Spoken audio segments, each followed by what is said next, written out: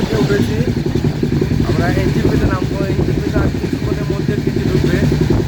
ট্রেনটি তার নির্ধারিত সময় থেকে 2 ঘন্টা লেটে চলছে, প্রায় 2 ঘন্টা, 1 ঘন্টা 50 মিনিট চলছে। তো এখন বাইরের দৃশ্য একটু দেখো, কি সুন্দর। আর স্পিড 130+ চলে গেছে, যে আবার কমলো। স্পিড 120-এ চলছে, 120-25 চলছে। ভয়ঙ্কর স্পিড গাইস, ভয়ঙ্কর স্পিড। Just look at